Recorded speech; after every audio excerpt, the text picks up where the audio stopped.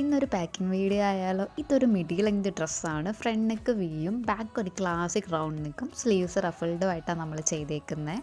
Customer opt ചെയ്ത delivery method post office ആയിരുന്നു. അതുകൊണ്ട് നമുക്ക് ഇന്നത് പോസ്റ്റ് ഓഫീസിൽ അയക്കണ്ടേ. അപ്പം നമ്മൾ സ്റ്റാർട്ട് ചെയ്തിട്ട് ഇപ്പോൾ 1 ഇയർ ഒക്കെ കഴിഞ്ഞു.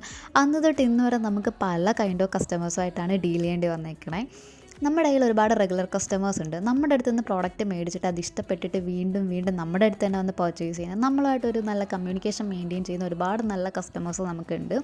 പിന്നെ ഒരു കാറ്റഗറി ഉണ്ട്, ഇവർ വന്ന് നമ്മുടെ അടുത്ത് സംസാരിച്ചിട്ട് നമ്മളെ ഭയങ്കര കോംപ്ലിക്കേറ്റഡ് ആക്കും, അല്ലെങ്കിൽ നമുക്കിട്ട് നല്ല പണിയൊക്കെ തന്നിട്ടും. അങ്ങനെ ഒരു കാറ്റഗറി കസ്റ്റമേഴ്സും എനിക്ക് ഉണ്ടായിട്ടുണ്ട്. എന്നോട് ഒരുപാട് പേര് ചോദിച്ച കാര്യമാണ് എന്താണ് മനാടെ ബാക്ക് സ്റ്റോറി എന്ന്, അല്ലെങ്കിൽ എന്താണ് ഇതിലേക്ക് വരാൻ കാരണം, എന്തുകൊണ്ട് ഇത് ചൂസ് ചെയ്തു, എന്തെങ്കിലും പണിയൊക്കെ കിട്ടിയിട്ടുണ്ടോ, എന്തെങ്കിലും ബാഡ് എക്സ്പീരിയൻസ് ഉണ്ടായിട്ടുണ്ടോ, അതെങ്ങനെ ഓവർകം ചെയ്തു, അല്ലെങ്കിൽ കസ്റ്റമർ റിലേഷൻഷിപ്പൊക്കെ എങ്ങനെയാണ്, അവരെങ്ങനെയാണ് ഡീൽ ചെയ്യുന്നത്.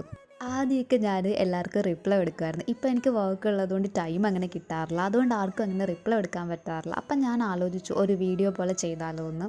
എന്തായാലും ഓൺ വോയിസ് ചെയ്യാറുണ്ട്. അപ്പോൾ എനിക്ക് ഉണ്ടായിട്ടുള്ളത്, അല്ലെങ്കിൽ ഞാൻ എക്സ്പീരിയൻസ് ചെയ്തതായിട്ടുള്ള കാര്യങ്ങളും കൂടെ ഷെയർ ചെയ്യാമെന്ന് ഞാൻ വിചാരിക്കുന്നു.